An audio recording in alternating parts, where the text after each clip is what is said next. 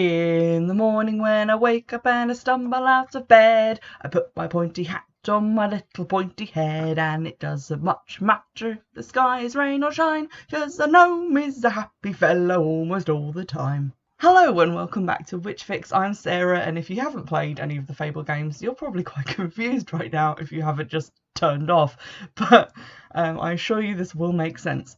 So I was trying to decompress from playing State of Decay and getting ripped apart by zombies constantly, so I thought, what could be better than going back to a childhood favourite of mine? A game that is definitely one that is happy and cheerful, except when it's very much not. And I'm talking about the Fable series from Lionhead Studios. So there are three Fable games, Fable 1, Fable 2 and Fable 3, although Fable 1 is just Fable, and you can buy it remastered for Xbox 360 as Fable Anniversary. Now, I haven't played Fable 1 all the way through because it was originally on the Xbox, just the Xbox, and it kind of looks a bit shite now, and it plays a bit weird, and it's not incredibly intuitive, and I don't really get on with it that well. The game that I started out playing was Fable 2 because my brother had it and was really into it for a good long while, and then he pre-ordered Fable 3, so I have access to that as well, and I played it continuously when I was a teenager, and then when I got my own Xbox, it was probably one of the first games that I bought.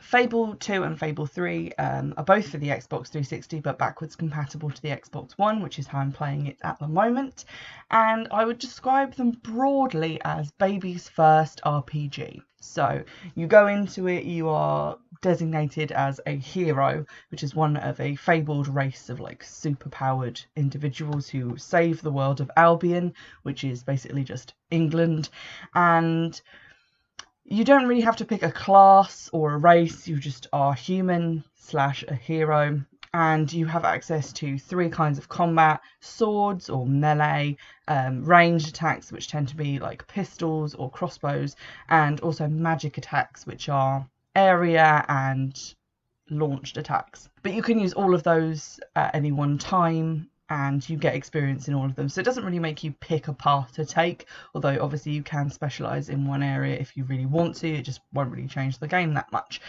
You also go around the fictional world of Albion, meeting various different people with charming regional accents and doing quests for them, but the quests are ridiculously simple and easy.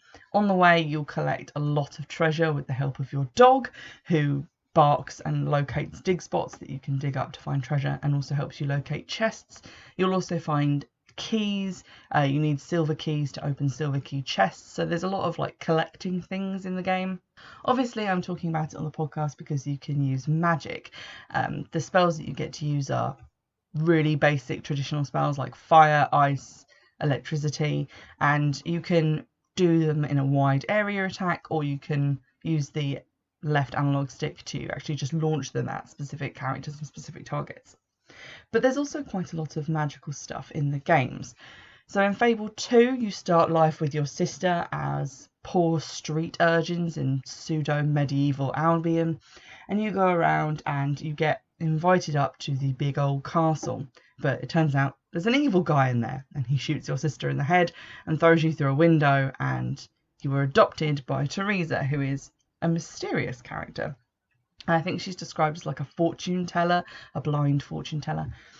She then leads you on your way to becoming strong enough to unite the remaining heroes of Albion to take down this evil dude who is trying to rebuild a spire out at sea, this massive tower, which grants you one wish when you build it and then is destroyed. Lots of magical stuff there. You also encounter in that game various magical things. There's a magical music box, and quite a lot of nightmarish sequences centre around that. You visit sacred wells that are full of evil creatures and various other places. And in Fable 3 you start life as the princess. Your brother is king. I play as a princess. You can also be a prince. You can choose to be a man or a woman in both games. Then you find out that your brother is a horrific despot, which I don't know how you didn't notice given how he looks, but you basically try and get a base in all of the lands of Albion to overthrow him, and then you have to try and save your newfound kingdom from a grave ancient evil. So there's a lot of quite basic but very evocative RPG kind of story plot lines going on. Now, the graphics of the game let's face it, do not look good in the year of our Lord 2019, but they are still quite serviceable. On the Xbox 360 at the time they came out, they did look really good, but obviously they've aged since then. They have this kind of slightly cartoonish look to them, which kind of reminds me of things like Kingdom Hearts, things like that. Maybe not quite as cartoony, but still a little bit not aiming for realism, very stylized. So I think that works in their favour. And you might think, oh, these games sound really cute and lovely and wonderful, and I would like to gamble freely through golden fields of wheat with a dog at my heels that finds treasure. And that is 50% of the game. The other 50% is unexpectedly horrifying things. For example, you'll go into places that just scare the tits off you for no readily apparent reason. I find some bits of it really unnerving. There is, for example, various things that you could open in the game called demon doors, and they are big doors with a big face in, and the big face will tell you it wants something. Some of them want you to bring them a specific item, like one of them you have to kick a chicken into its mouth, and others want you to play the lute in front of them or propose to your sweetheart. There are various conditions for opening them, and inside is a sort of pocket dimension, which usually contains treasure and maybe one building like a house or something that you can live in with your spouse, or just something weird and wonderful that you might want to look at. And some of these are just downright weird. There's one where you go in and there's a very beautiful picturesque Christmas cottage covered in snow, and it's all lovely and pretty and wonderful. And then as you get closer to it, it just suddenly changes into a ruined old shack, and where there were lovely lanterns hanging, there are now bodies in metal cages, like the way that they would hang up, like, I don't know, highwaymen or whatever. There's also a tower that when you sleep in it for the night after purchasing it, you are sent to a very weird sort of pocket dimension with a sentient treasure chest called, imaginatively, Chesty, who makes you play murderous games and talks to you as if you are his bestest best buddy in the whole wide world, and he just wants to watch you suffer, basically. So a lot of things that you go and see in those games, weirdly unnerving. It has this kind of creeping horror that I associate with good horror podcasts. So that's also an element that you can enjoy. As for the actual use of like magic and stuff, obviously you're not termed a witch because you are a hero, but you can go around, you know, with your magical sword and flinging fireballs at people, and you can feel fairly witchy. You can also buy a pointy hat and dye it black, because you can dye basically every item of clothing a different colour. So if you're like me, you will instantly put on a black pointy hat and declare yourself Witch Queen of Albion. The Fable series gets kind of a bad rep because of a long-running joke, which even someone like me, who isn't particularly involved in anything to do with the news and development surrounding video games, is aware of, and that is that Peter Molyneux of Lionhead, or formerly of Lionhead, in the development stages of all of the Fable games, promised things that then weren't in the actual game. Basically, it was just a case of his mouth getting away from him, I think, and he was just talking about things that he'd love to see, like trees growing in real time is probably one that is quoted quite a lot, and like the world changing and growing as you make choices. Now, it does do that. There are moral choice elements in Fable 2 and Fable 3, but not to the extent that he was maybe thinking. And although the games are really good, and I've enjoyed them for many a year, they are not the amazing game-changing games that he made them out to be. So a lot of people were kind of disappointed with that. However, they are definitely great games to add to your collection, especially if you like magic. If you aren't particularly keen to mess around with statistics and stuff like in other RPGs that I've reviewed, if you just want something simple where you can explore and find treasure and basically get to grips with playing a game without all that assumed knowledge, because the tutorials are ridiculously handholdy and it will just teach you everything you need to know about playing the game. It's also not one with punishing combat or deaths, because although in Fable 2 and 3, when you get killed, essentially, where you run out of health, you get knocked down, but you get up again. And the only thing that happens is that you get a scar that you then cannot remove, and it's located somewhere on your body usually somewhere that is covered by clothes, so it doesn't really matter. I think the game developers thought that it would matter to us a lot more than it ended up doing, but if it bothers you, you can get potions within the game that will remove those scars. Another good feature of the game that I really enjoy is it's sort of jam-packed with what I would term British humour.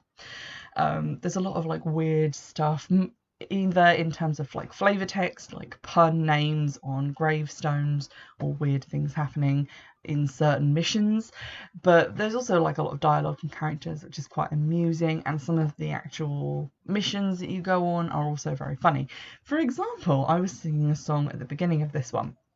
That is because in Fable 3 you encounter a crazy dude who loves garden gnomes. He has a collection of about 50 garden gnomes in a little garden next to his house, and they have like the little red pointy hats and the little white beards, and he himself also dresses as a gnome, and he asks you to help him bring his gnomes to life by getting a specific object that he needs. So you get it for him, you bring it back. He uses it and all the gnomes come to life and they start singing that very fun gnome song. But then later, when you go back and speak to him again, he's very upset because his gnomes became evil. And when you try and dispel them and make them go back to being just normal gnomes, they disappear and infest the map. And you'll find them clinging to trees or walls, and they generally kind of yell insults at you in little squeaky voices as you go past. And the only way to send them back to him and rid them of their evil demonic possession is to shoot them with a pistol. And once you've done all that, it finishes the quest and you get a unique gun. This is similar to another quest that you got in Fable 2, but it was gargoyles in that shouted abuse at you until you shot them. So it's things like that, quite amusing and fun, but there's also terrifying things, like for example Balverines, which are werewolves, I guess, if a werewolf can be like imagine a werewolf and then imagine crossing it with actual Wolverine from X-Men, and then an actual Wolverine, and you will get a Balverine. They're terrifying and I hate them, and they just drop out of trees and attack you. And you go to villages that are plagued by Balverines, and you get to meet ghosts and other things that are quite scary.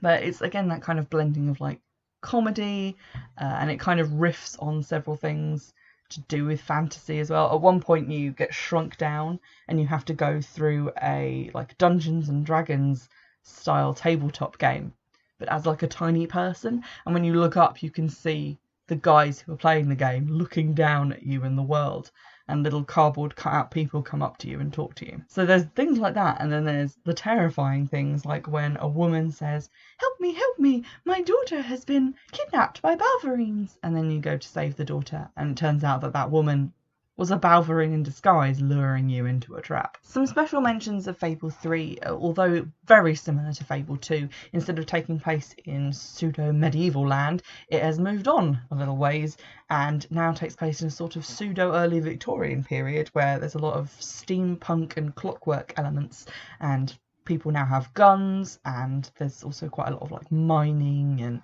stuff ruining the environment. Once you become king or queen, different gameplay aspects are introduced for the first time, because, and I don't want to give spoilers, but this game came out a long ass time ago, so get your spoiler pants on.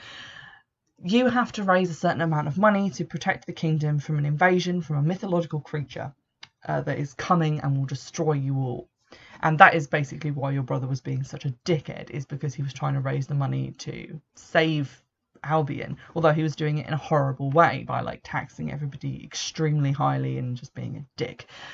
So you have to try and balance the promises you made on your way to being king or queen with the realities of trying to save all that money, which would be fine, and I've managed to do it a number of times. But there is a moment because it times you down for the year you have to prepare, and you have to take money from your personal stash and put it into the treasury of king or queen if you want to like fund it.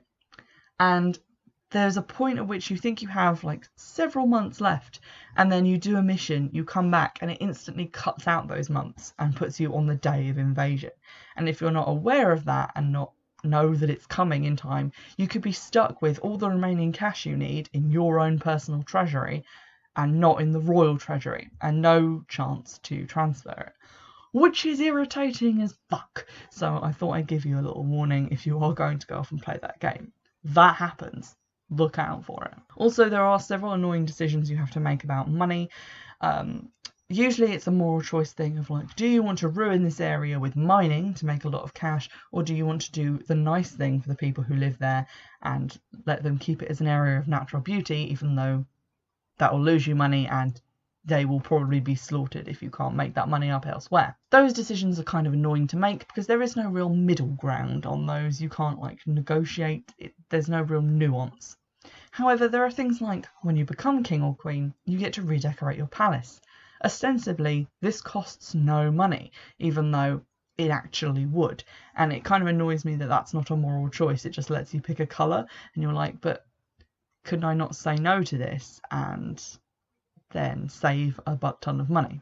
Apparently not. In the main, if you like games where you play magic, if you want to get into RPGs but don't want to deal with a lot of the like inventory management and skill trees and all the rest of it, this is a great game for you. You can get into it really easily, and it does play like it was intended for children, but there is enough kind of adult humour and some spookiness in there to make sure you still get plenty of enjoyment from it. If you are someone like me who enjoys playing things like Dragon Age and Dragon's Dogma, which are maybe the more complex, difficult ends of like RPG, it's still worth playing. It's quite fun. It can be like a game where you can just decompress after a particularly harrowing and difficult playthrough of another game and just enjoy going around twatting some zombie type hollow men things and doing a few little missions and enjoying the vocal stylings of Zoe Wanamaker and Stephen Fry. It's definitely one for people who like playing with magic and who like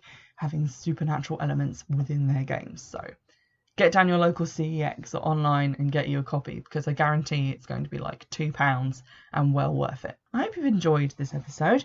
If you can think of any other games that you would like me to take a look at or review, do get in touch. You can do so on Twitter, which is @Witchfix, or by email, which is witchfixpodcast@gmail.com.